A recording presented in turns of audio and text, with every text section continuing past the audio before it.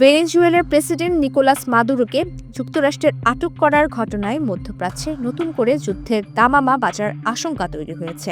বিশ্লেষকেরা মনে করছেন, কারাকাসে ওয়াশিংটনের এই সামরিক পদক্ষেপ তেহরানের সাথে সংঘাতের পথকে আরও প্রশস্ত করেছে।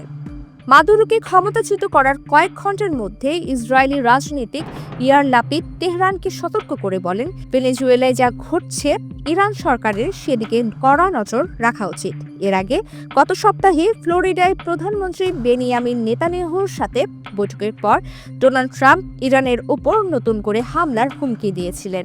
ট্রাম্পের দাবি, ইরান যদি পুনরায় পারমাণবিক বা ক্ষেপণাস্ত্র কর্মসূচি শুরু করে তবে তাদের উড়িয়ে দেওয়া হবে। ভবিষ্যৎ হোক নিরাপদ, বিনিয়োগ হোক বিশ্বস্ত, আর আমার পছন্দ সল্ট বে। ওয়েলকাম টু সল্ট বে।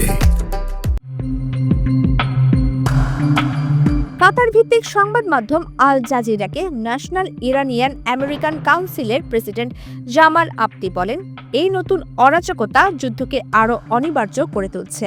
তিনি মনে করেন, মাদুরোকে সরিয়ে দেওয়ার ধরন দেখে ইরান এখন নিজস্ব পারমাণবিক প্রতিরক্ষা ব্যবস্থা গড়তে বা আগাম কোনো সামরিক পদক্ষেপ নিতে আগ্রহী হতে পারে।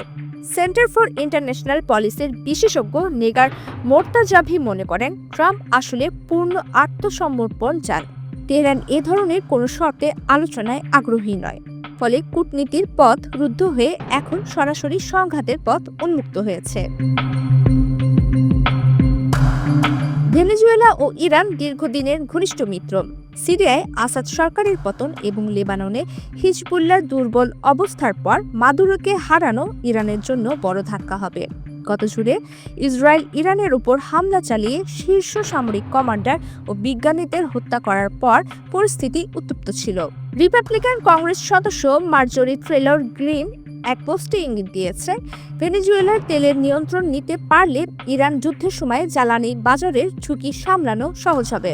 ট্রাম্প নিজেও ভেনেজুয়েলার তেল সম্পদের প্রতি তার আগ্রহের কথা গোপন করেননি।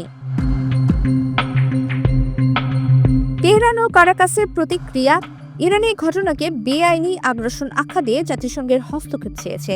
সর্বোচ্চ নেতা আয়াতুল আলী খামেনি বলেছেন, আমরা শত্রুকে হাঁটু গেড়ে বসতে বাধ্য করব।